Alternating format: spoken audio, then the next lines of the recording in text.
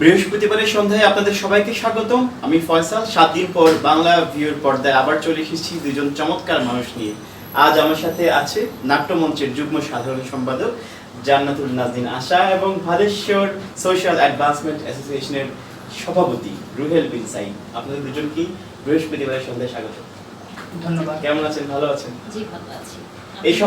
আমিও ভালো। আমি সবসময় ভালো থাকি, আর এই বিশেষ করে এই সময়টাতে খুব বেশি ভালো থাকি। কারণ হচ্ছে গিয়ে এই যে সপ্তাহের একটা ক্লান্তিময় সপ্তাহ শেষ হয় এবং এই সপ্তাহ শেষে সন্ধ্যায় আমি চমৎকার জন মানুষের সাথে আড্ডা দিই, তাদের ক্যারিয়ারের গল্প শুনি, তাদের সাংগঠনিক জীবনের গল্প শুনি। কেমন গেল সপ্তাহটি? আলহামদুলিল্লাহ ভালোই গিয়েছে। আচ্ছা আশা, আপনাকে আসলে সিলেটের মানুষ মোটামুটি আমরা সবাই চিনি, এবং রুহেল বিন সাইদও তার এলাকায় খুব জনপ্রিয় একজন মানুষ। এই যে আপনারা সংগঠনে আসলেন, সাংগঠনিক কাজ করছেন, বিভিন্ন প্রতিভার অধিকারী আপনারা, এই যে ছোটবেলা থেকে নিশ্চয়ই একটা ধাপ ধাপ অতিক্রম করে করে আমাদের এখানে আসতে হয়েছে। আপনার গল্পটা কখন থেকে শুরু হলো? আমার গল্প বলতে আমি তো ছোটবেলা থেকেই মোটামুটি এই লাইনে সাংস্কৃতিক অঙ্গনের সঙ্গে জড়িত ছিলাম। আমি গার্লস স্কুলে পড়েছি, তো সেই হিসেবে গার্লস স্কুলে স্কাউট করেছি, পরে গার্লস করেছি। স্কাউট করতাম আরেকটি সংগঠন এমপিসি গার্লস স্কাউট। তখন আমাদের গার্লস গাইডের তো আমাদের একটা কাজই ছিল, বিভিন্ন সাংস্কৃতিক অনুষ্ঠানে আমাদের নাচ ছিল, আমাদের গান ছিল, একটা না একটা প্রোগ্রাম থাকতো। সেখান থেকেই আসলে একটু একটু করে আমাদের উঠে আসা, নাটক করা। আর কখনো ভাবি নাই যে এটা স্কুল করে এটা একেবারেই সরাসরি সবসময় করতে হবে বা এখন করতে হবে। আমাদের তো তখন মনে হয়েছে যে পড়াশোনা শেষ করবো, যে কোনো একটা চাকরিতে জয়েন করবো, যে সাংস্কৃতিক লাইনে যে একেবারে থাকবো এটা কিন্তু হচ্ছে মানে তখন ইচ্ছে ছিল যে পড়াশোনার পাশাপাশি একটা কিছু একটা করা, অবসর সময়টা কাজে লাগানো। আর এখন মনে হচ্ছে এটা সারা চলছেই না। রুহেল, কখন থেকে শুরু? আমার সাংগঠনিক জীবন মূলত শুরু হয়েছে আমার স্কুলের যে সময়টা, ওইটার পরে যখন আমি কলেজে ভর্তি হই। জালালাবাদ ক্যান্টনমেন্ট পাবলিক স্কুলের কলেজ। ও তখনকার বিভিন্ন ফাংশনস হতো আমাদের কলেজে, সাংস্কৃতিক যে অনুষ্ঠানগুলো ছিল বছর বছর হতো, ওগুলোতে দেখা যেত আমি বিভিন্নভাবে দায়িত্বপ্রাপ্ত হইতাম। বিশেষ করে নাটকের ক্ষেত্রে কিংবা সাংস্কৃতিক আরও বিভিন্ন সেকশনের কাজ করেছি। একই সাথে আমি স্কাউট করতাম কলেজ জীবনে।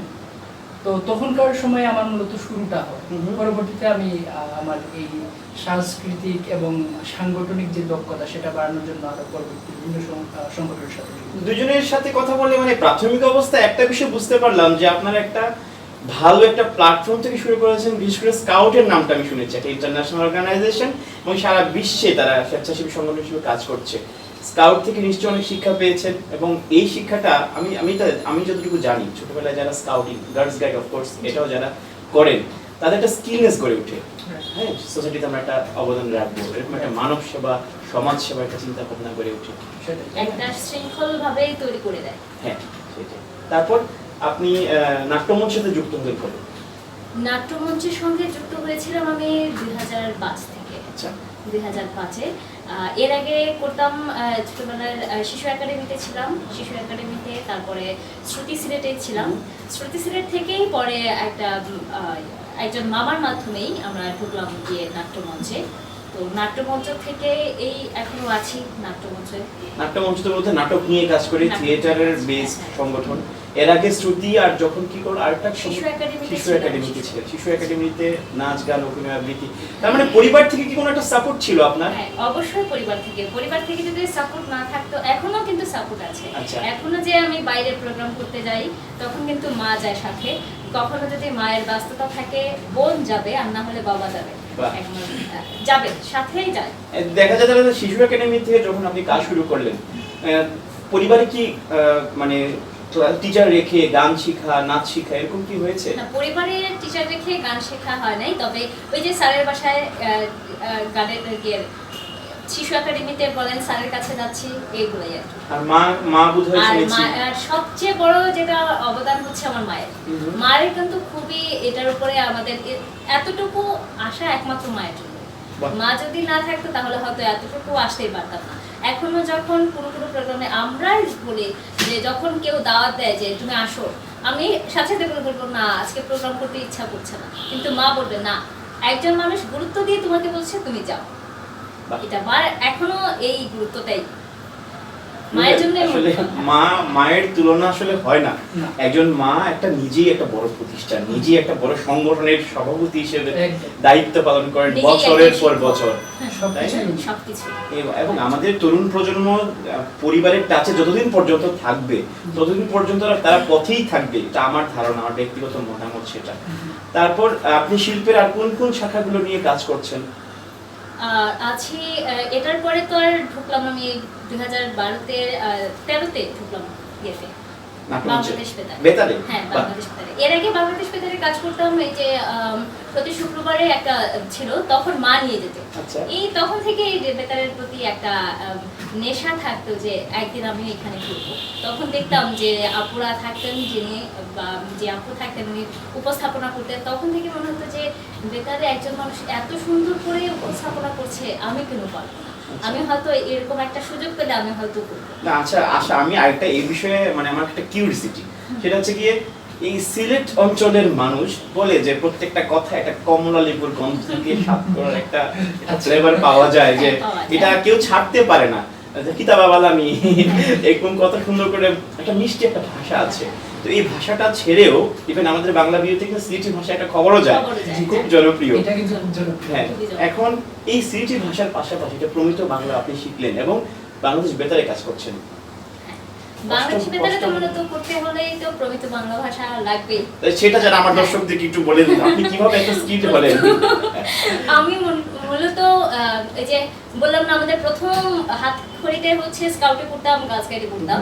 তো গার্লস গাইডসে আমাদের ক্লাস হতো প্রতি মাসে। তখন ক্লাস হতো কি, তখন ওই যে শামিমা চৌধুরী ম্যাডাম, উনি কিন্তু আমাদের আবৃত্তি ক্লাস করতেন। যখন আমাদের গার্লস গাইডের প্রতিটা স্কুলের স্টুডেন্টদের নিয়ে একসাথে আমাদের যখন একদিনের ডে ক্যাম্প থাকতো বা প্রতি ট্রেনিং থাকতো 3-4 দিনের, তখন ওনাদের একটা আলাদা স্কিল ক্লাসই থাকতো যে আবৃত্তি বিষয়ে, উচ্চারণ বিষয়ে ক্লাস করাতেন। মানে কণ্ঠের চর্চাটা একদম ছোটবেলা থেকে আপনি করেছেন। থেকেই করা আমাদের।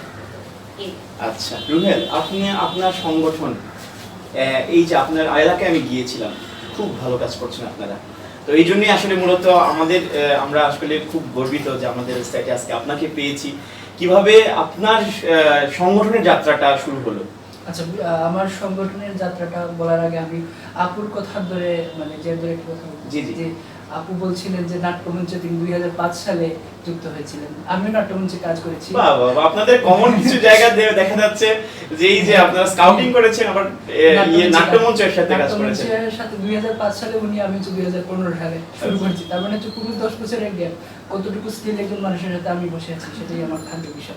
যাই হোক, নাটক করেছি আমরা একসাথে, একটা নাটক করেছি সুখের পুজো শুক্লাল। তাছাড়া আমরা বিভিন্ন সংস্কৃতি অঙ্গনে যেহেতু আমরা জড়িত আছি, আমাদের মানে বলা যায় একসাথে আমাদের কাজ করা। মোটামুটি ছোট্ট একটা অঞ্চল, তো এখানে কিন্তু যে আলাদা আলাদা সংগঠন তা কিন্তু না। এই শহরে সব সাংগঠনিক সাংস্কৃতিক মানুষ একটা পরিবারের মতো। হ্যাঁ, একটা যদি অনুষ্ঠানটাকে মনে হয় যে প্রতিটা আলাদা আলাদা সংগঠন না, একই সংগঠনের সবাই, মনে হয় একই পরিবার থেকে সবাই আসছে। তো মনে হয় না যে আলাদা আলাদা কেউ, একজন সিলেট থেকে আসছেন, আরেকজন ভাদেশ্বর থেকে আসছেন, বা একজন একটা কলেজের আরেকজন আরেকটা কলেজের, এগুলো কিন্তু বোঝা যায় না। এই জিনিসটাই আর কি। তো সিলেটে আমরা যারা মানে একসাথে কাজ করি, বিভিন্ন সাংগঠনিক ভাবে বলেন বা সাংস্কৃতিক ভাবে বলেন, আমাদের মধ্যে একটা ভালো সম্পর্ক সবসময় বজায় থাকে। তো আমি যেটা বলছিলেন আপনি, ভাদেশ্বরের যে সংগঠন, Bhadeshwar social advancement association, BSAA, তো এই সংগঠনটি মূলত আমরা শুরু করি 2016 সালে। 2016 সালে শুরু করলেও আমাদের এই চিন্তাটা ছিল আরো আগে থেকেই। আমরা যারা মূলত ভাদেশ্বর নাসিরউদ্দিন উচ্চ বিদ্যালয় কলেজ, ওই প্রতিষ্ঠানে আমরা যারা এসএসসি পরীক্ষা দিয়েছিলাম, আমাদের বন্ধুরা যারা ছিল, আমরা এক বেচের 2012 বেচের। তো আমরা সবাই মিলে চিন্তা করলাম যে আমরা কিছু একটা এলাকার জন্য করা দরকার। বলা বাহুল্য যে আমরা তখনকার সময়ে আমাদের এলাকার বা আমাদের প্রতিষ্ঠান যেটি নাসিরউদ্দিন স্কুল, ওইটার বেস্ট বেচ ছিলাম আমরা রেজাল্টের দিক দিয়ে। তখন থেকে আমরা মনে করলাম যে এটা আমাদের দায়িত্ববোধের মধ্যে পড়ে যায় যে এলাকার জন্য কিছু করা। যেহেতু আমাদের এলাকাটা প্রবাসী অধ্যুষিত, কিছুটা হলো পড়ালেখার দিক দিয়ে একটু পিছিয়ে যাচ্ছিল, শহরের মধ্যে একটা বিদেশ চলে যাবো টাইপের অবস্থা আর কি। তো তখন আমার বন্ধু, বিশেষ করে যার কথা না বললেই মোহাম্মদ জাকারিয়া, যে আমেরিকাতে বর্তমানে অবস্থান করছে, তো বললো যে আমরা এলাকার জন্য কিছু একটা করি সবাই মিলে। তখন যখন সে আমার সাথে এই বিষয়ে আলোচনা করলো, তখন আমার দেশে যারা আছে বন্ধুরা, সবার সাথে আমরা বসার পর আমরা নীতিগত একটা সিদ্ধান্ত নিই যে আমরা এলাকায় কিছু একটা করবো। আমাদের প্ল্যান ছিল না যে একটা সংগঠন করব এরকম করব। তখন মনে হলো যে আমরা যদি কিছু একটা করতে চাই তাহলে আমাদের একটা সংগঠন দরকার। তো সংগঠন ছাড়া কখনো আমরা ইউনাইটেড হয়ে কিছুই করতে পারছি না। তখন মনে করলাম এক কাজ করি, আমরা সংগঠনই করে তুলি সবাই মিলে। তখন কি করলাম, আমরা সবাই মিলে একটা সংগঠন করার জন্য সবাই মতামত দিলাম। পরবর্তীতে আমরা মোহাম্মদ জাকারিয়া, আমি, সাব্বির আহমেদ জাকারিয়া, কাউসার আহমেদ সবাই মিলে মনে করি আবার সবাইকে জড়ো করি। ইভেন আমেরিকা থেকে জাকারিয়াও চলে আসে দেশে 2016 সালে। তখন এসে সবাই মিলে আমরা একটা সভা করি এবং আমরা একটা সংগঠন গড়ে তুলি। তো সংগঠনটার নাম দিয়ে আমরা বাংলাদেশ সোশ্যাল। আপনারা এই যে কিছু একটা করতে চান, এই কিছু একটা কি করেছেন এখন পর্যন্ত এলাকায়? কিছু একটা আমাদের শুরুর দিকে কিছু একটা বলতে ছিল যে এলাকার যে মানুষগুলো বা যে শিশুগুলো পড়াশোনা থেকে চলে যাচ্ছে বা যারা ঝরে পড়ছে তাদেরকে কিভাবে আমরা স্কুলগামী করবো আবার, এবং আর্থিক বলেন আর সামাজিকভাবে বলেন তাদের অভিভাবককে কিভাবে বলতে পারি যে বিদেশ যাওয়ার থেকে দেশে পড়ালেখা করে যদি ভালো কিছু করা যায় এর চেয়ে সম্মানের আর কিছু হতে পারে। এই জিনিসটা আমাদের বোঝানোটা টার্গেট ছিল। যদিও আমরা শিক্ষার্থী কাজ শুরু করি, পরবর্তীতে আমরা অনেক কাজ করে ফেলি, যেগুলো বলতে পারি যে ভাদেশ্বরে আমরা প্রথমে সিলেক্ট করি যে কোন কোন সমস্যাগুলো শিক্ষার ক্ষেত্রে আছে। তো আমরা প্রথমে মনে করি যে আমরা অভিভাবকের মানসিক অবস্থার পরিবর্তন করতে হবে, যে তারা বাচ্চাদের বাড়ি বাড়ি গিয়ে কাজটা করেছেন। আমরা এলাকার বিভিন্ন যারা ঝরে পড়ছে যারা শিক্ষার্থী আছে আমরা স্কুল থেকে তথ্য নিতাম, নিয়ে তাদেরকে আমরা বিভিন্নভাবে গিয়ে উৎসাহিত করতাম। অভিভাবকবৃন্দকে আমরা বলতাম যে আপনাদের আর্থিক খরচও লাগছে না, সরকারিভাবে সবকিছু প্রোভাইড করছে। একই সাথে আপনাদের যদি কোনো আর্থিক প্রয়োজন লাগে আমরা দিচ্ছি, স্কুলের বেতন ধরে বিভিন্ন শিক্ষা উপকরণ যেগুলো দরকার আমরা নিজেরা প্রোভাইড করতাম। বলা যায় যে প্রথম যে আমরা প্রোগ্রামটা করি তখনই আমরা 35 জন শিক্ষার্থীকে আমরা আর্থিক এবং শিক্ষা উপকরণ দিয়ে তাদেরকে আমরা সহায়তা করি, শুরু করি এভাবে। পরবর্তীতে আমরা যে কাজগুলো করি যেটা গ্রাম এলাকাতে কেউ চিন্তা করে নাই যে এরকম কাজ গ্রাম এলাকায় হবে। যেমন আমরা বিভিন্ন ওয়ার্কশপ নিয়েছি, যারা সিলেটের অনেক স্কিলড যারা ছিলেন ওয়ার্কশপ নেন, আমরা যেগুলোতে অ্যাটেন্ড করছি তাদেরকে আমি কি করলাম, সবাইকে আমরা আমাদের এলাকায় গ্রামে নিয়ে গেলাম, যেটা গ্রামে কেউ চিন্তা করতে পারেন না যে এরা গিয়ে এখানে শিক্ষার্থীদের বুঝাবে তাদের স্কিল কিভাবে বাড়াবে, language development, leadership development, career development, এগুলো বিষয়ে আপনারা কাজ করেছেন। 4টা ওয়ার্কশপ এখন পর্যন্ত নিয়ে নিয়েছি। চমৎকার। প্রিয় দর্শক, আমরা আসলে খুবই অনুপ্রাণিত হলাম। দেখেন, একটা বন্ধুত্ব থেকে যে একটা ভালো কিছু হতে পারে, একটা সংগঠন দাঁড়িয়ে হয়ে যেতে পারে। ফ্রেন্ড গ্রুপরা মিলে কি করে, সবাই মিলে একটা আড্ডা দেয়, হয়তো বিভিন্ন বিষয় নিয়ে, সিনেমা নিয়ে আলোচনা হয়, বিয়ে নিয়ে আলোচনা হয়, প্রেম নিয়ে আলোচনা হয়। আজকাল তো বন্ধুত্বের আড্ডার টপিকের অভাব নেই। আজকাল সোশ্যাল মিডিয়া আছে, তারা সোশ্যাল মিডিয়ামে ডুবে থাকে এবং আড্ডার টপিকগুলো এবং তাদের কর্মকাণ্ডগুলো খুব একটা কনস্ট্রাকটিভ না। কিন্তু রুহেল এবং তার বন্ধুরা তাদের বন্ধুত্ব থেকে একটা সংগঠন দাঁড় করিয়ে ফেলেছে, তাদের এলাকার মধ্যে একটা রেভলিউশন হয়ে গিয়েছে। কংগ্রাচুলেশনস ম্যান, খুবই ভালো এই কাজগুলো আমরা। আচ্ছা, আপনি দেখলেন যে কিভাবে তরুণরা এই সমাজে কাজ করছে, রুবেলের মতো তরুণরা। আপনি নিজেও আপনার একটা এলাকাকে এবং আপনার এলাকার মধ্যে কাজ করে বেড়াচ্ছেন। কি মনে হয় যে আমাদের বাংলাদেশের তরুণরা কি ভালো পথে আছে না বিপথে যাচ্ছে, নাকি কিছু কিছু তরুণ যারা সুযোগ পাচ্ছে তারা একটা পথে আছে? তরুণদের নিয়ে আপনার কোনো মতামত? তরুণদের নিয়ে মতামত বলতে আমার কাছে মনে হয় যে যারা এখানে সুযোগ পাচ্ছে শুধু তারাই কাজ করছে, আর বাকি যারা আছে এক গ্রুপ আছে যারা বলে যে আমি এগুলো কোনো কিছু জানি না, কিছু করি না, একেবারে হাল ছেড়ে দিচ্ছে। এক গ্রুপ আছে যে মনে করছে যে ওনার পরিচিত আছে, উনি কাজ করছে, এই জন্য আমরা করতে পারছি না, উনি হয়তো ওনার মামার জোরে কাজ করছে, এরকমই কিন্তু আছে অনেকে। আমরা কিন্তু দোষ দিতে অনেকেই, কিন্তু আমরা তরুণদের মধ্যে বেশিরভাগেরই কিন্তু এই মন মানসিকতা আছে যে দোষ দেওয়াটাই। হ্যাঁ, যেমন আমরা একটা রাস্তার পাশে একটা ডোবা থাকে, সেই ডোবাতে মনে করেন অনেক কচুরিপানা, খুব গন্ধ বের হয়, আমরা শুধু বলি এটা কে ঠিক করবে, কে ঠিক করবে, ওই বাড়ি কেন ঠিক করে না কেন, মিউনিসিপ্যালিটি ঠিক করে না কেন, সিটি কর্পোরেশন ঠিক করে না কেন, কিন্তু আমরা নিজেরা নামছি না। আমাদের মানসিকতার পরিবর্তন দরকার। আমরা যদি নিজে থেকে, এমনও অনেক তরুণ সংগঠন আছে যারা কিন্তু নিজে থেকে উদ্যোগী হয়, যেমন রুহেলদের কথাই বললাম, কিন্তু আমাদের মধ্যে অনেকেই আছে যে আমরা দোষারোপ করতে চাই, কিন্তু নিজের কাজটা করতে চাই না, নিজের কাজটা নিজে করতে চাই। আচ্ছা, কাজের প্রসঙ্গ আবার আসলো। আমি একটা নাটকের নাম শুনেছি, সুখের খুঁজে শুক্লাল, আপনারা একসাথে করেছেন। এছাড়াও আর কি কি নাটক করা হয়েছে? আশা, আমার তো নাট্যমঞ্চে যখন ঢুকেছি বেশিরভাগ সময় আমাদের পথনাটক করা হয়েছে। মঞ্চ নাটকের মধ্যে করেছি প্রথম মঞ্চ নাটক হচ্ছে রঙ্গবালা, যেটা আগে করা হয়েছে। বর্তমান গত কয়েকদিন আগে একটা করা হয়েছে রঙ্গবালা, এটা এরপরে একটা। তো এরপরে রঙ্গবালার পরে করলাম সত্যি খুঁজে শোকলাল আছে, কালান্তর আছে, সম্মিলিত নাট্য পরিষদের হয়ে করেছি আমরা ঝুঁকি নাটক, আর রেপার্টরির হয়ে আমরা কাজ করেছি নীল দংশ। চমৎকার সব নাটক করেছেন। এই সব নাটক করতে করতে নিশ্চয়ই অনেক অভিজ্ঞতা হয়েছে, এবং সেই অভিজ্ঞতাগুলা কি আপনার ক্যারিয়ারে কোনো কাজে লাগছে কিনা? আপনি নাটক করছেন, সংগঠন করছেন, এখন কি নিয়ে ব্যস্ত আছেন? কোনো কোথাও প্রতিষ্ঠানে জব করছেন বা নাকি? এখন ব্যস্ত বলতে আমি আমার বুটিক শপ আছে, অনলাইন বুটিক শপ, এটা নিয়েই ব্যস্ত আছি। আর পাশাপাশি তো কাজ করছি বাংলাদেশ বেতারের 2013 থেকে, আগে বললাম। প্রথমে অ্যানাউন্সার হিসেবে ঢুকেছিলাম, ঘোষিকা হিসেবে। এরপরে তো এখানেই আমাদের বাংলাদেশ বেতারের দুটি আছে, FM 88.5 আর FM 105.2। এখন দুটাতেই কাজ করছি। আর নিউজ সেকশন আছে, সংবাদ পাঠকের এখানে আছি, নাটকেও ঢুকেছি বাংলাদেশ বেতারের। চ্যানেলস এর সঙ্গে আছি 2014 থেকে। 2014-তে প্রথম বিটিভিতে কাজ করেছিলাম, বাংলাদেশ টেলিভিশন। হ্যাঁ, মানে আমাদের সবচেয়ে বেশি যাদের দর্শক সেই চ্যানেলে। উন্নয়নের রোডম্যাপ দিয়ে আমার প্রথম কাজ করা, উপস্থাপনার কাজ। এরপরে তো ঢুকলাম চ্যানেলস এর মৌলভীবাজারে, যেটা সুভাষ পাল কানমোটার ডিরেক্টর। এই কাজটা ছিল খুবই চ্যালেঞ্জিং একটা কাজ, যেমন সিলেটের গুণী আলোকিত মানুষের জীবনে বা মানে অনেক বড় বড় মানুষের সামনে তাদের কথা শোনা। এটা তো একটা চাকরির বিষয়, আমাদের মতো তরুণদের কাছে এটা কাপাকাপি বিষয় একটা। উন্নয়নের ওনাদের কাছ থেকে শুনলাম ওনাদের গল্প নিয়ে আর কি, ডকুমেন্টারি। এরপরে 2017-তে আসলাম জানুয়ারি 9 তারিখে আবার এই চ্যানেলসের যেটা নিউজ সেকশনে। বর্তমানে এগুলো নিয়েই চলছে। মানে আপনার নাটকের অভিজ্ঞতা, সাংগঠনিক অভিজ্ঞতার রেজাল্টটাও কিন্তু আমরা পাচ্ছি। আপনি বিভিন্ন টেলিভিশন চ্যানেলে কাজ করছেন, মঞ্চে কাজ করছেন, আবার এই যে কনফিডেন্স গ্রো করলো, নিজে একটা ইন্ডিপেন্ডেন্ট বিজনেসম্যান হয়ে গেলেন।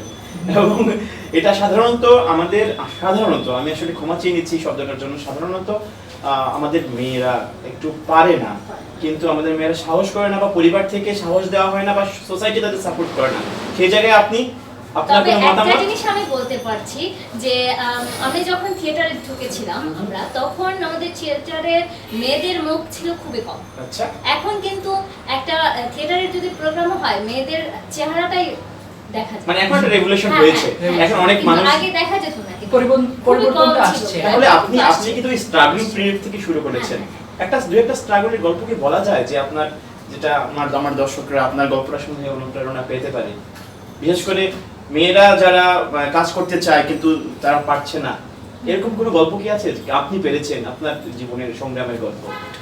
আমার জীবনে সংগ্রামের গল্প বলতে কি, আমি মোটামুটি এরকম সিচুয়েশনে পড়ি নাই, কিন্তু আমার সাথে যারা আছেন ওনাদের কাছ থেকে আমি গল্প শুনতাম যে ওনারা বিভিন্ন কাজ করতে গেলে ফ্যামিলি থেকে প্রবলেম আসছে যে তুমি এই কাজ করতে পারবে না, এগুলো করতে পারবে না, কিন্তু রাতে দেরি করে ফিরতে পারবে না। অনেকেই আছে আমাকে দেখে আরো আমার অন্য ফ্রেন্ডরা বলে যে তুমি তো ভালো একটা পজিশনে আছো, তুমি তো ভালো একটা ফ্যামিলি থেকে আসছো, সেজন্যই তোমার বাবা মা তোমাকে সাপোর্ট দিচ্ছে দেখেই তুমি আসতে পারছো, কিন্তু আমরা পারছি না। অনেক আছে আমার ফ্রেন্ডের মধ্যে, অনেক আমার পরিচিতদের মধ্যে আছে, এমনকি আমি আমার কাজের মধ্যেও কিন্তু অনেকেই পাচ্ছি যাদেরকে ওনারা বলছে যে রাতের বেলা আসতে পারছে না, রাতের বেলা আমাদের প্রথম রাতের বেলা করেছেন যে এখন করতে পারছেন না, কারণ কি রাতে খুব রাত হয়ে যাচ্ছে, সমস্যা হচ্ছে, এরকম পেয়েছি অনেক। তবে সেই ক্ষেত্রে আল্লাহর কাছে শুকরিয়া যে আমি এমন একটা পরিবার থেকে আসছি যে আমাকে এই দিক দিয়ে কোনো কিছুই চিন্তা করতে হয়নি আর কি। আচ্ছা রুবেল, এই যে সে একটা সুন্দর পরিবার পেয়েছে, বাংলাদেশের সবার কিন্তু ভাগ্যে জুটে না এরকম একটা সুন্দর পরিবার থেকে এসে কাজ করার। আমার মনে হয় শুধুমাত্র মেয়েরা না, ছেলেরাও বিভিন্ন জায়গায়, মানে যারা কাজ করতে চায় তারা বিভিন্ন জায়গায় আটকায়, তবুও তারা আটকানো নিজেদের যে বাধাগুলো আছে সেগুলো তারা অতিক্রম করতে পারে। আপনার সংগঠন করতে গিয়ে আপনি কি কোনো বাধার সম্মুখীন হয়েছেন? হ্যাঁ, আমি বলতে পারি যে আমরা বাধার সম্মুখীন হয়েছি প্রথম দিকে, যখন এই যে বলছিলাম আমরা যখন সংগঠনটা করার সিদ্ধান্তটা নিলাম, তখন নিশ্চয়ই এলাকার যারা মুরব্বী ছিলেন বা যারা গণ্যমান্য ব্যক্তি ছিলেন তাদের সহায়তাটা দরকার ছিল খুব বেশি, কারণ তারা যদি আমাদের বাধা হয়ে দাঁড়ায়, তাহলে আমরা এটা করতে পারবো না এলাকায়। তো তখন আমরা কিছুটা হলেও ওনাদের বলতে পারি নেগেটিভিটির শিকার হয়েছি, মানে তোমরা পারবা না এই টাইপের অবস্থা যে এরা আজকে করছে 2 দিন বাদে আর দেখবে এগুলোর অস্তিত্ব নাই। হ্যাঁ, বলা হয় আজকের তরুণরা এরকম মশারি কাঠির মতো ধূপ করে জ্বলে ওঠে, ধূপ করে নিভে যায়। মানে তারা এরকম মানে উদাহরণ টেনে বলছিল যে এরকম কত সংগঠন আসছে গেছে, 2 দিন চলে তারপরে দেখা যায় নাই শেষ একেবারে। তো তাদের যে মানসিকতা ছিল, তারা হয়তো তাদের দিক দিয়ে ঠিক ছিল, কারণ তারা দেখছে এরকম আরো সংগঠন হচ্ছে বা কাজ করছে, 2 দিন পরবর্তীতে দেখা যাচ্ছে নাই। অসফল তরুণদের দেখে ওনারা অভ্যস্ত ছিলেন হয়তো। তো তখন কি করলাম, আমরা মনে করলাম যে না, আমরা এক কাজ করি, আমরা নিজের কাজে নেমে পড়ি, কাজ করার পর দেখা যাবে তারা আমাদেরকে সাপোর্ট করে কিনা। আপনাকে বলবো আমি যে আমরা যখনই কাজ শুরু করলাম, যখন কিছু এক্সাম্পলেরই কাজ করলাম যেগুলা চিন্তার বাইরে এলাকার শিক্ষা নিয়ে এবং এলাকার সামাজিক উন্নয়নের জন্য, 1 বছর পরে দেখা গেল ওই আমাদের এলাকার যারা মুরব্বিয়ান যারা ছিলেন প্রথম দিকে কিছুটা বলছিলেন নেগেটিভ কথা, তারাই আমাদের সাথে নিজেরাই জড়িত হচ্ছে, নিজে আমাদের উপদেষ্টা হচ্ছেন, আমাদের সাথে নিজেরাই কাজে আসছেন, আমাদের অনুষ্ঠানে আসছেন। একই সাথে দেখা যাচ্ছে এলাকার যে বিভিন্ন প্রতিষ্ঠান, শিক্ষা প্রতিষ্ঠান আছে তার শিক্ষকরা আসছেন, নিজেরাই জড়িত হচ্ছেন, আমরাও নিজেদের তাদের সাথে জড়িত হচ্ছি। এরকম করে ভাদেশ্বরের অনেক গুণী ব্যক্তি আছে ভাদেশ্বরের, যারা প্রশাসনিক কাজে নিযুক্ত আছে, একই সাথে বিদেশেও বিভিন্ন গুরুত্বপূর্ণ কাজ করছে। আমি কয়েকটা নাম বলতে পারি এখানে। মুস্তফা শাহরিয়ার আহমেদ, তিনি পূবালী ব্যাংক বাংলাদেশের একজন পরিচালক, ডিরেক্টর। তিনি কিন্তু ভাদেশ্বরে থাকেন না, তিনি থাকেন আমেরিকায়। কিন্তু দেখা যাচ্ছে তিনি আমেরিকা থেকে আমাদের ফেসবুক অ্যাক্টিভিটি দেখে নিজেই নক দিয়েছেন আমাদের, এবং হওয়ার সাথে সাথে তিনি আমাদের সাথে যুক্ত হয়েছেন, আমাদের বিভিন্ন কাজের সাথে উনি যুক্ত হয়েছেন। এই যে ওয়ার্কশপের কথা বললাম, ওই ওয়ার্কশপে যতটা আমরা করব ভবিষ্যতে, যতটা আমরা করেছি সবগুলোর ফাইন্যান্সিয়াল যত সাপোর্ট লাগে উনি দিচ্ছেন। তো এটা হচ্ছে আমরা আমাদের কাজের মাধ্যমে আমরা। আচ্ছা, আপনারা যে কাজগুলো করছেন সেগুলো আলটিমেট রেজাল্ট কি পাচ্ছেন? যে আপনারা যাচ্ছেন বাড়ি বাড়ি যাচ্ছেন, ছেলে মেয়েদেরকে বোঝাচ্ছেন যে তোমরা পড়াশোনাটা করো, তোমরা নেতৃত্ব বিকাশের জন্য কাজ করো, তোমরা দেশের বাইরে না গিয়ে দেশের ভিতরেও কাজ করতে পারো, মানুষ কি কথা শুনছে? অবশ্যই মানে আমরা রেজাল্ট পাচ্ছি, এজন্য আমরা বলছি যে আমরা সফল হচ্ছি। কারণ কি, আমরা 2016 সালে আমরা যখন শুরু করছিলাম তখন দেখা যাচ্ছিল আমাদের স্কুলগুলোর শিক্ষার হারটা কম ছিল প্রতিনিয়ত আগের বছরগুলোতে। যখনই আমরা শিক্ষা নিয়ে এই যে অভিভাবকদের কাছে গেলাম, টিচারদের কাছে গেলাম, স্টুডেন্টদের কাছে গেলাম, তখন পরবর্তী বছরগুলিতে দেখা গেল এই যে শিক্ষার যে হারটা বেড়ে যাচ্ছে, রেজাল্টটাও ভালো হচ্ছে। একই সাথে যে মানে আমরা মানে এখনো এরকম স্টুডেন্ট আছে যাদের শিক্ষার যত খরচ আছে, মানে প্রতি মাসে যার যত টাকা খরচ লাগে সব আমাদের সংগঠন থেকে আমরা দিচ্ছি। এরকম কিছু স্টুডেন্ট, স্পেসিফিক স্টুডেন্ট যাদের আর্থিক অবস্থা খুবই খারাপ। একই সাথে দেখা যাচ্ছে যে আগে হচ্ছে প্রবাস যাত্রার যে বিষয়টা, আগে প্রবাস যাত্রার উপর যে গুরুত্বটা দেওয়া হতো, এটা প্রতিনিয়ত দিন দিন কমছে আমাদের এলাকায়। তো এটা বলতে পারি যে আমাদের শিক্ষার বিষয়ে সচেতন হচ্ছে আমাদের এলাকার মানুষেরা, শিক্ষার্থীরা সবাই। আর এর বাইরে ভাদেশ্বরের বাইরে গিয়ে কোথাও কোনো কাজ করছেন? মানে সিলেট শহরে তো আপনি আছেন, এখন পড়াশোনা কি করছেন? আমি ইংরেজিতে অনার্স করলাম এমসি কলেজ থেকে। যেহেতু আমি আমার কলেজ জীবন থেকে সিলেটেই আছি, আর আমরা খুবই কাছেরও সিলেটের শহরের আমাদের এলাকাটা। তো সিলেটে থাকা অবস্থায় বিভিন্ন সংগঠনের সাথে নিজেকে যুক্ত করেছি। আমি উল্লেখযোগ্য কয়েকটা নাম বলতে পারি, যেমন আমি বলতে পারি 2017 সালে জয় বাংলা ইউথ অ্যাওয়ার্ড প্রাপ্ত সংগঠন কাকতাড়ুয়ার সাথে জড়িত আছি। কাকতাড়ুয়ার প্রচার ও প্রযুক্তি বিষয়ক সম্পাদক হিসেবে দীর্ঘদিন যাবত কাজ করছি। একই সাথে হচ্ছে মুরারিচাঁদ মডেল ইউনাইটেড নেশনস ক্লাবের আমি প্রতিষ্ঠাকালীন সাধারণ সম্পাদক ছিলাম। মেকে টিম নামে একটি সংগঠনের সাথে আমি যুক্ত আছি। তাছাড়া নাট্য আন্দোলনের সাথে যুক্ত ছিলাম বা আছি এখনো নাট্যমঞ্চ সিলেটের সাথে। সাংস্কৃতিক অঙ্গনের সাথে আমার একটা সক্ষতা আছে সিলেটে। তাছাড়া শর্ট ফিল্ম বানালাম, আমরা তো খুব লাকি আজকে একজন অভিনেতা অভিনেত্রী, তারপর হচ্ছে গিয়ে ফিল্ম মেকার, একজন অর্গানাইজার, বিজনেসম্যান, ঘোষিকা। আমাদের আসলে মানে আজকের শোটা খুব খুব ভালো, কারণ ধনী মানুষদের আমরা পেয়েছি। এবং প্রিয় দর্শক, আসলে এই জিনিসটা আপনাদের বলতে চাই যে আমরা প্রায়ই বলি যে ওকে কাজটা দিলে সে হতে পারবে না, এবং তরুণদের উপর মনে হয় আস্থাটা একটু কম আমাদের যারা বয়োজ্যেষ্ঠ। কিন্তু তাদের উপর যদি আমরা আস্থা রাখি, তাদের জ্ঞানের উপর, তাদের মেধার উপর, তাদের প্রজ্ঞার উপর, তাদের নেতৃত্বের উপর যদি আমরা আস্থা রাখি, তারা কিন্তু একটা কিছু করিয়ে দেয় এবং দেশটা কিন্তু তাদের হাতেই যাবে। সুতরাং তাদেরকে আমাদের সুযোগ দেওয়া উচিত, তাই না রুবেল? অবশ্যই। আশা শিক্ষা নিয়ে কথা বলতো, তারা শিক্ষা নিয়ে কাজ করছে। বাংলাদেশের এখন আমরা মনে করি যে পাশ করে অনেকেই কিন্তু শিক্ষিত হয় না। এত সমস্যা কেন আমাদের বাংলাদেশে? ওই যে আমরা সঠিক শিক্ষা শিক্ষিত না। মানে হয়তো আমরা পাশ করি কিন্তু আমরা শুধু যেটা এখন দরকার, পড়াশোনা জ্ঞান করছি দরকার। যে আমি পাশ করার জন্য পড়ছি।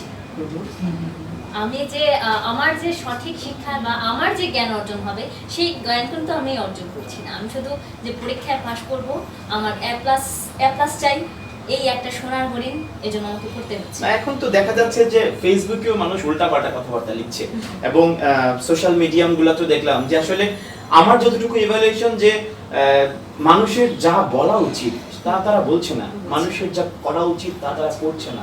কেন আমরা এত পিছিয়ে পড়ছি কেন? ইন্ডিয়া চাঁদে চলে যাচ্ছে, আমাদের পাশের দেশ। এই যে বাংলাদেশের তরুণরা কিন্তু সেভাবে অবদান রাখতে পারছে না সোসাইটিতে। বাংলাদেশের তরুণরা আমার কাছে মনে হয় একটুখানি তারা কি করবে সেটা বুঝে উঠতে পারছে না। কেন এটা? আমি আপনার সাথে পুরোপুরি একমত এই বিষয়ে, কারণ আমরা তো মানে অনার্স জীবন শেষ করে ফেললাম, আমি ইংরেজিতে অনার্স করলাম। দেখা যাচ্ছে আমাদের বয়সের বা আমাদের সিনিয়র যারা ছিলেন সবার জীবনের একটাই লক্ষ্য যে মানে যেভাবে হোক বিশেষ পরীক্ষা দিব, চাকরি দরকার, একটা চাকরি দরকার, প্রশাসনে ঢুকে যাবে, মানে সরকারি চাকরি করব। আমি যে সাবজেক্টই পড়ি, আমি ইংলিশ পড়ি, আমি ইঞ্জিনিয়ারিং সাবজেক্ট পড়ি, ডাক্তারি পড়ি, সবার একটাই প্ল্যান আমি বিসিএস দিব, তো এই সরকারি চাকরিতে ঢুকবো। সবার জীবনের যদি একটাই লক্ষ্য হয় বিসিএস দিয়ে প্রশাসনে ঢুকে যাব, তাদের অন্য কোনো কাজ নাই, অন্য কোনো কাজ নাই। সবাই ডাক্তার ইঞ্জিনিয়ার হওয়ার তো আলাদাভাবে দরকার ছিল না, বা একটা স্পেসিফিক সাবজেক্টে তোমার অনার্স করার প্রয়োজন ছিল। ইভেন যারা ডাক্তার ইঞ্জিনিয়ার হতে চায় তারা কি আদৌ ডাক্তার ইঞ্জিনিয়ার হতে চেয়েছিল ছোটবেলায়, নাকি তাদের বাবা মা বা সোসাইটি থেকে বলেছে ও বাবা ডাক্তার যদি হও তাহলে অনেক টাকা পয়সা পাবা, অনেক ভিজিট পাবা, ইঞ্জিনিয়ার হলে এধার কামাল উধার করবা, অনেক টাকা পয়সা পাবা? আমরা যদি মানে একটা বিষয় দেখতেছি আমাদের কিন্তু আসলে স্বপ্ন নাই, সেরকম স্বপ্ন নাই, আমরা শুধু হচ্ছে যে যেদিকে বাতাস চাই আমরা সেই দিকেই যাচ্ছি। কিভাবে এটা কিন্তু মানতে হবে। আমি আমরা যেদিকে বাতাস চাই আমরা সেদিকেই যাই, কিন্তু আমার যে নিজস্ব একটা চিন্তা স্বপ্ন আছে আছে বা আমার একটা চিন্তা আছে আমি এটা করব, আমি কিন্তু সেটা মাথায় এটাই নিচ্ছি। না। যেমন যখন 9 10 আমরা উঠি ডাক্তার হব এই মাথায় চিন্তা করে আমরা শুধু সায়েন্স নিচ্ছি, আচ্ছা আমরা কমার্স নিচ্ছি না বা আর্টস নিচ্ছি না। তারপরে যখন আমরা ইন্টার আমাদের ঠিকমতো রেজাল্ট করবো না, তখন আমরা কি আমাদের ডাক্তার হওয়ার স্বপ্ন শেষ। তখন এক গ্রুপ আছে বিজনেস পড়বে, বিবিএ পড়বে, যেটা আমিও নিজে পড়েছি, বিবিএ পড়বে। আর না হলে এক গ্রুপ আছে যারা এলএলবি পড়বে। মাঝখানে যেটা আছে যে আমি এটা করে আমার একটু আলাদাভাবে কাজ করি, যেটার মাধ্যমে আমি পরিচিত হই, আমি আমার আলাদা, এই জিনিসটা আমাদের মধ্যে। আর তাছাড়া আমার মনে হয় যে আমাদের পেশা নির্বাচনের যে জায়গাগুলো সেটা একটা বড় ফ্যাক্টর। কেউ কিন্তু সাকিব আল হাসান হতে চায় না, এই জন্য সারাদিন কেউ খেলাধুলা করে না। কেউ কিন্তু হুমায়ুন আহমেদ হতে চায় না, এই জন্য সারাদিন কেউ বই পড়ে না। হ্যাঁ হ্যাঁ, সবাই হতে চায় ডাক্তার, সায়েন্স পড়ো, মুখস্থ করো, আইএম এ প্লাস যুগ এখন চলে আসছে। জি জি, এই যে এ প্লাসের কথা বললেন, আমিও এসএসসি এইচএসসি দুটাতেই জিপিএ 5 পেয়েছি। না আমি কি তো সেটা আপনাকে ছোট করার ইচ্ছে নেই, সেটাই বলছিলাম আপনি কিন্তু পড়াশোনার পাশাপাশি কাজ করছেন, কিন্তু যারা আইএম এ প্লাস আমি তাদের কি বলছি, তারা শুধুমাত্র বইটা নিয়ে পড়ে আছে, এর বাইরে আর কোনো কাজ করছে না। তো আমাদের জীবনের লক্ষ্য নির্বাচনের ক্ষেত্রে এই যে বলছিলাম না যে ছোটবেলা থেকে এম ইন লাইফ রচনা করছি, I want to be a doctor, I want to be a doctor. এই জিনিসটা আমাদের মাথার মধ্যে চলে গেছে। আমাদের ফ্যামিলির মেম্বার যারা অভিভাবক তারাও হয়তো বা এটাই সেট করে বাচ্চাদেরকে স্কুলে পাঠান যে তুমি বড় হয়ে ডাক্তার হবা, ইঞ্জিনিয়ার হবা, এভাবে পড়তে হবে, রেজাল্ট ভালো করতে হবে, আর কিছু করার দরকার নেই, শুধু পড়াশোনাটা করো, আর কিছুর দরকার নেই। আর এই ক্ষেত্রে আরো একটা প্রবলেম আছে, সেটা হচ্ছে যে আমাদের অভিভাবকরা বলেন যে পাশের বাসার এই মহিলার ছেলে এত এত ভালো রেজাল্ট করেছে, তুমি কেন করতে পারবে? তোমাকে খেলতে হবে। পাশের বাসার অমুক আছে, ও এই রেজাল্ট করেছে, তোমাকে এর চেয়ে ভালো দেখাতে হবে। পরীক্ষার আগে কিন্তু এই কথা বলা হয়, প্রেসার নিয়ে বড় হচ্ছে যে ও অন্য কিছু করবে, তার মাথায় সেটা কিন্তু কাজ করে। পাশের বাসার আন্টিকে ফেল করাইতে হবে, তার নিজের স্বপ্ন না। একতরফা করে না বললে আরো বলা যায় যে অনেকেই ভালো করছে, অনেক এক্সেপশনও আছে, আমরা অনেক উদাহরণ আছে। এই যে আমাদের সেটিং দুজন বসে আছে, এছাড়াও আরো আছে যারা বিভিন্ন রিসার্চে নিযুক্ত করছে, ভালো ভালো সাবজেক্টে অনার্স মাস্টার্স করছে, বিদেশে চলে যাচ্ছে। একটা সময় যখন তারা দেশকে কিছু দিতে পারবে, ঠিক সেই সময়টা বিদেশে চলে যাচ্ছে, বিদেশে মেধা পাচার হয়ে যাচ্ছে। ওইখানে যাওয়ার পর দেখা যাচ্ছে ওইখানে তাদের জীবনের নিরাপত্তা হয়ে যাচ্ছে, ওইখানে থেকে যাচ্ছে। আমরা যদি একটু চিন্তা করে দেখি, এরকম অনেক মানুষ আছে যারা দেশের বাইরে বিভিন্ন দেশের বিভিন্ন বড় বড় কোম্পানিতে কাজ করছে। ইভেন এমন জায়গা আছে আমরা নিজেও জানি না যে এরা বাংলাদেশি যারা এখানে কাজ করছে। আপনার কথা আমি একটা জিনিস মানে আমি একটা স্মেল পাচ্ছি সেটা হচ্ছে আমাদের কি তাহলে আমাদের এখানে যে নিরাপত্তার কথাটা উঠলো, আমরা কি ইনসিকিউর? আমাদের মেধা আমরা সঠিক জায়গায় ব্যবহার করতে পারবো না, আমাদের জীবন আমরা ভালোভাবে বাঁচতে পারবো না, ভালো খাদ্য পাবো না, আমরা যা হতে চাই সেটা হতে গেলে আমার জীবন বিপন্ন হয়ে যাবে, এরকম কি কিছু? এরকম ঠিক আমি বলবো না যে আমরা নিরাপত্তাহীন অবস্থায় বাংলাদেশে আছি, জীবনে নিরাপত্তা নেই, বা আমরা এখানে সামাজিকভাবে ভালো অবস্থানে থাকতে পারবো না। এটা বলতে পারি যে আমরা বর্তমান সময়ের প্রেক্ষাপটে আমরা অনেক ভালোই আছি বাংলাদেশে। আশাও কি ওর সাথে একমত? আমরা ভালো আছি। আমরা ভালো আছি, তবে আমাদেরকে ওই যে একটু আগে বললো না যে বাইরে গিয়ে নিরাপত্তাহীন, এটা আমাদেরকে এক গ্রুপ আছে যারা আমাদেরকে এটা বিশ্বাস করানোর জন্য কিন্তু বলছে যে আমরা ভালো নেই, আমাদের এখানে থাকলে ইনসিকিউর থাকবা, এখানে থাকলে তোমার কিছু করতে পারবে। তাহলে এই প্রসঙ্গটা যেহেতু আসলে আমি আপনাকে একটু সরাসরি প্রশ্নটা করি, সেটা হচ্ছে গিয়ে আপনি তো সাংগঠনিকভাবে কাজ করছেন বহুদিন থেকে সিলেট শহরে, সাংস্কৃতিক অঙ্গনেও অনেক কাজ করছেন, মিডিয়াতে চলে গেলেন, টেলিভিশনে কাজ করছেন, বেতারে কাজ করছেন, আবার নিজস্ব একটা বিজনেসও গড়ে উঠেছেন। আপনি কি স্যাটিসফাইড আপনার এই কাজ নিয়ে? আলহামদুলিল্লাহ, যাই আছে তাই স্যাটিসফাইড। আপনি যেভাবে হতে চেয়েছেন আপনার পরিকল্পনা অনুযায়ী ঠিক আছে না? পরিকল্পনা অনুযায়ী বলতে কি আমি কখনোই প্ল্যান নিয়ে কোনো কিছু করিনি। আচ্ছা, সত্যি কথা বলতে কি আমি কখনোই প্ল্যান ছিল না যে আমি হুট করে আমি টেলিভিশনে নিউজ পড়বো বা হুট করে আমি বিজনেসও করব। তাও কিন্তু আমার বিজনেস করার আগেও আমার কিন্তু মাথায় একেবারেই ছিল না যে বিজনেস করব। আমি তো ভেবেছি যে বিসিএস, ওই যে একটু আগে বললেন বিসিএস দেবো, আমি তো বিসিএস এর মতোই বলেছি যে বিসিএস করব, বিসিএস এ যদি হলে হলো, না হলে নাই, যে কোনো একটা সরকারি চাকরি করব। তখনও আমার মাথায় কিন্তু ছিল না যে আমি বিজনেস নিয়ে কাজ করব। এরকম ঠিক রেডিওতে যখন কাজ করেছি, যখন অডিশন ছিল, হলে হলো না হলে নেই, এভাবে দিয়ে আসছি। কিন্তু পরে দেখা যায় যে আমার হয়ে গেছে এরকম আর কি, কোনো প্ল্যান আমার আজ পর্যন্ত করিনি আসলে। তবু আপনি সফল, আমরা খুব খুশি যে আপনি খুব সফল, এবং ভবিষ্যতে আপনি যেভাবে আলোকিত মানুষদের মানে উপস্থাপনা করে আলোকিত মানুষদের গল্পগুলো শুনেন, আপনার গল্প সেভাবে আমরা একদিন শুনবো সেই অনুষ্ঠানটা দিয়ে, যেটাতে আপনি উপস্থাপনা করেন। আচ্ছা, এই যে উপস্থাপনা করেন, চমৎকার কণ্ঠ আপনার, সুন্দর করে মানুষের সাথে কথা বলেন, এরকম কোনো গল্প আছে কি সেই সব যে উপস্থাপনা করতে গিয়ে মজার কোনো গল্প যা আমার দর্শকদেরকে বলা যায়? উপস্থাপনা করতে গিয়ে একটা গল্পই সবসময় মাথায় আসে, যেটা হচ্ছে আমি হচ্ছে আমাদের ওয়ার্ডের ওয়ার্ড ভলান্টিয়ার বা ফায়ার সার্ভিস সিভিল ডিফেন্স, এখানেরও একজন ভলান্টিয়ার। তো 2 বছর আগে আমাদের একটা ছিল, 2 দিনের জাম্বুরি ছিল সকল ভলান্টিয়ারদের নিয়ে। তো আমার ওয়ার্ডে আমাকে খবর দেওয়া হলো এখান থেকে যে তুমি 2 দিনের মধ্যে 30 জনের নামটা লিস্ট করে দেবে। তো আমি তো দিয়ে দিলাম। পরে আমাদের যখন ছিল 2 দিনের উদ্বোধনী দিনের, ওইখানে তো বড় প্রোগ্রাম, আমি তো সাধারণ একটা ছোটখাটো মেয়ে, আমি গিয়ে উপস্থাপনা করবো এটা তো আমার মাথায় আসে নাই। তো আমাদের ফায়ার সার্ভিস আর সিভিল ডিফেন্সের ঢাকার যিনি বাবুল স্যার, উনি এখানে উপস্থাপনা করছিলেন। তো উনি হঠাৎ করেই আমাকে সবার সামনে, আমি তখন আমার স্টলে ছিলাম, স্টলের দায়িত্ব ছিল আমার, আমাকে ডাক দিলেন, মাইকে বললেন যে আশা তুমি কোথায় আছো, আসো। তো আমি যখন গেলাম, উনি হুট করেই আমার সঙ্গে উপস্থাপনা, আর কিছু হোক তুমি আমার সঙ্গে উপস্থাপনা। তো হুট করে কি করবো না করবো, আচ্ছা ঠিক আছে স্যার যখন বলছেন করবো। শেষ হওয়ার পর তখন এখানে প্রধান অতিথি ছিলেন তখনকার সময় অর্থ প্রতিমন্ত্রী, যিনি এখন পরিকল্পনা মন্ত্রী, আব্দুল মান্নান স্যার। শেষ করার পরে উনি যখন নেমে যাচ্ছেন, উনি আমাকে বললেন যে আচ্ছা বা তোমার নামটা কি? আমি পরে বললাম যে আমার নাম আশা। পরে বললেন তুমি কোথা থেকে আসছেন? বললাম হ্যাঁ আমি 21 নং ওয়ার্ডের ওয়ার্ড ভলান্টিয়ার। পরে বললেন যে তুমি কি সিলেটের? আদৌ কি তুমি সিলেটের? আমি বললাম কেন স্যার? না হ্যাঁ আমার উপস্থাপনায় তো আমি সিলেটের ভাষা খুঁজে পেলাম না। আচ্ছা ঠিক আছে, এতদিনে একটা মেয়ে পেলাম যে উপস্থাপনা আমি সিলেটের ভাষা খুঁজে পাচ্ছিলাম না। ঠিক আছে, অনেক বড় হও, দোয়া করি তোমাকে। এই একটা যে এত বড় পাওয়া, এটা কিন্তু কম কথা না। একজন স্যার এসে পরিকল্পনা মন্ত্রী এখন বর্তমানে, উনি অনেক বড় একটা বিষয়, তাও আবার নেমে যাচ্ছেন ওইখান থেকে দাঁড় করিয়ে আমাকে বলতেন। তবে আশা, আমি একটা জায়গায় আমি আপনার সাথে অ্যাড করতে চাই। হ্যাঁ, সেটা হচ্ছে কি, প্রমিত বাংলাটা তো অনেক সুন্দর, বাংলা ভাষার তো আসলে তুলনা নেই, কিন্তু আমি আসলে অনেক আঞ্চলিক শব্দ, অনেক আঞ্চলিক ভাষায় আমি শুনেছি। আমি সিলেটে নিজেও আছি, প্রায় 10-12 বছর হয়ে যাচ্ছে, কিন্তু সিলেটি ভাষাটা যে এত মিষ্টি, এত চমৎকার, আমার কাছে মনে হয় খুব মায়া দিয়ে, খুব দরদ দিয়ে সবাই কথা বলেন। এটারও একটা মানে কি বলবো, সিলেটি ভাষা মানে আমাদের গর্ব বলা যায়, কারণ এটার আলাদা বর্ণ আছে নাকি ভাষা। তাছাড়া সিলেটি ভাষায় আমরা দেখছি ইদানিং সিলেটি ভাষা গবেষণা শুরু হচ্ছে, সংস্কৃতি চর্চাও সিলেটি ভাষা হচ্ছে, প্রসার হচ্ছে, বিভিন্ন নাটক হচ্ছে, এখানে আবার সংবাদটাও যাচ্ছে সিলেটি ভাষায়, আস্তে আস্তে দেখা যাবে নিউজ পেপারও হচ্ছে। এমনকি জানেন আমাদের অনুষ্ঠানটা যখন প্রচার হয় দর্শকরা আমাদের কাছে নিচে কমেন্ট বক্সে লিখে এই আপনারা সিলেটি ভাষায় কথা বলতে পারেন না।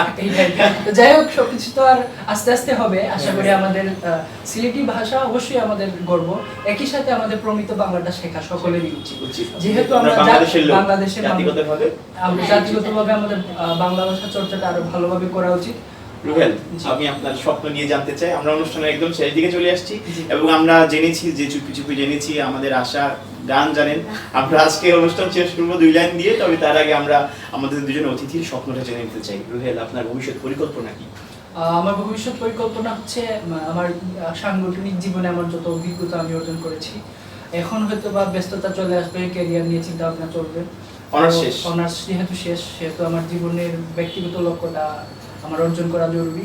তো সাংগঠনিক যে অভিজ্ঞতাটুকু এখন পর্যন্ত পেয়েছি ব্যক্তিগত জীবনে সেগুলো কাজে লাগাতে হবে। একই সাথে যে সংগঠনগুলোর সাথে কাজ করে এসেছি এখন পর্যন্ত সবগুলো সংগঠনের ভবিষ্যৎ নেতৃত্ব সৃষ্টিতে কাজ করতে যাচ্ছি, যাতে তারা ভবিষ্যতে এই সংগঠনগুলো আরো ভালোভাবে চালিয়ে নিতে পারে। এবং চাইবো যে সবসময় যে নিজেকে এরকম ভালো কাজের সাথে সবসময় সংযুক্ত রাখতে। এবং নিজের পার্সোনাল ক্যারিয়ারের বিষয়ে যদি আমি প্রশ্ন করি, আমার ক্যারিয়ার বিষয়ে যদি আপনি জানতে চান, আমি ব্যক্তিগতভাবে চাচ্ছি ভবিষ্যতে মাস্টার্স করার পর হয়তোবা সরকারি চাকরির জন্য প্রস্তুতিটা নিচ্ছি বা নিব আরো ভালোভাবে। একই সাথে হচ্ছে আমার চিন্তা ভাবনা আছে যে নিজে কিছু একটা করা যায় কিনা উদ্যোক্তা হিসেবে। আমার প্রশাসনিক বা হয়তোবা চাকরি জীবন কিছু একটা হবে, একই সাথে নিজে কিছু একটা প্রতিষ্ঠান করে তোলা। আশা তো একটা ব্যবসা করছেন, এর পাশাপাশি সারা জীবন কি ব্যবসাটা নিয়ে থাকবেন নাকি আপনার ক্যারিয়ারটা অন্যদিকে মোড় নেবে? অন্যদিকে মোড় নেবে কি, আপাতত আমি আমার এই অনলাইন বুটিক শপ যেটা, ওটাকেই আমি চাচ্ছি একটু বড় হোক, একটু সবাই প্রসারিত হোক, সবাই চিনুক যে ত্রিময়ী নামে একটা অনলাইন শপ রয়েছে। আপনার শপের নাম ত্রিময়ী? ত্রিময়ী অনলাইন শপ। কি পাওয়া যায় ত্রিময়ীতে? ত্রিময়ীতে সব ধরনেরই প্রোডাক্ট পাওয়া যায়, তবে এটার কাহিনীটা আমি বলবো। এই ত্রিময়ী নামটা কেন দেওয়া হয়েছে? ত্রিময়ী নাম হচ্ছে একটা মহিলার 3টি অংশ থাকে, যেটা আমি আমার মায়ের থেকে শিখেছি। মা একটা মেয়ে, কখনো মেয়ে একজন মহিলা, আবার কখনো মা, আবার কখনো কিন্তু সমাজের কাজ করছে, একজন ভালো সমাজের কাজ, যেটা আমার মা করছে। আমার মা একদিকে সমাজের কাজ করছে, যে কোনো কারো কোনো বিপদ আপদ দূর দিয়ে যাচ্ছে, রাজনীতির ক্ষেত্রে উনি আছেন, একদিকে আমাদেরকে পড়াশোনার দিকে একদিকে দিচ্ছেন, আর তিনি ব্যক্তিগতভাবে কিন্তু উনি একজন মহিলা। একটা মেয়ের 3টা অংশ, সেই থেকে ত্রিময়ী। সেই থেকে। আচ্ছা, তাহলে আপনি বুটিকটাই বড় করবেন, সেটা আপনার স্বপ্ন? বুটিকটাই বড় করব, আর আশা আছে যে যেহেতু এই লাইনের ক্ষেত্রে আছি, শুদ্ধ উচ্চারণের বা প্রমিত বাংলা উচ্চারণ বলেন, আমি চাচ্ছি যে আমার থেকে উদাহরণ হয়ে থাকতে। বাহ, চমৎকার! এক কথায় বলে দিলাম, উদাহরণ হয়ে। প্রিয় দর্শক, আমরা শুনছিলাম গল্প আশার আশা পূরণ হোক, রুহেলের আশাও পূরণ হোক। আসলে আমরা অনুষ্ঠানের শেষ পর্যায়ে চলে এসেছি। বৃহস্পতিবারের সন্ধ্যায় আমরা কথায় কথায় চমৎকারটা দিলাম, তাদের গল্প শুনলাম, সাংগঠনিক জীবনের গল্প শুনলাম, তাদের সংগ্রামের গল্পগুলো শুনলাম। নিশ্চয়ই এখান থেকে আমরা কিছু পেয়েছি। আপনারা যারা এতক্ষণ আমাদের সাথে ছিলেন সবাইকে ধন্যবাদ। তবে যাওয়ার আগে আমি আশাকে 2টি লাইন আমাদেরকে দিয়ে শোনানোর জন্য, একটা গানে 2টি লাইন, তার মাধ্যমে আজকে অনুষ্ঠান শেষ হবে। আপনাদের সবার সুস্থ জীবন কামনা করছি। শুভরাত্রি। তার আগে আমি আমার দর্শকদের কাছে হ্যাঁ, অনেক ধন্যবাদ আপনাকে আমাকে নিয়ে আসার জন্য, আমাকে এত যোগ্য মনে করার জন্য হয়তো এখানে আসা। অনেক ধন্যবাদ আপনাকে, আর সেই সঙ্গে আমাদের এই অনুষ্ঠান যারা দেখছেন আমার সকল দর্শকদের অনেক ধন্যবাদ জানাই আপনাদেরকে। আমার পক্ষ থেকেও ধন্যবাদ বাংলা বিউকে ফয়সাল ভাইকে। আমরা আশা করি এরকম আয়োজনের মাধ্যমে সিলেটের তথা সারা বাংলাদেশের তরুণরা আরো উজ্জীবিত হবে, ভালো কাজে উজ্জীবিত হবে আমাদের দেখে, এবং আমরা যাতে ভবিষ্যতে সবাই মিলে কাজ করতে পারি ভালো কাজ। আচ্ছা, যদি ভুল ত্রুটি হয় ক্ষমা করে নেবেন। সাকাতারে ওই কাঁদিয়েছে সকলে, শোনো শোনো পিতা, কহ কানে কানে, শোনো প্রাণে প্রাণে, মঙ্গল বারুতা। কহ কানে কানে, শোনো প্রাণে প্রাণে, মঙ্গল বারুতা।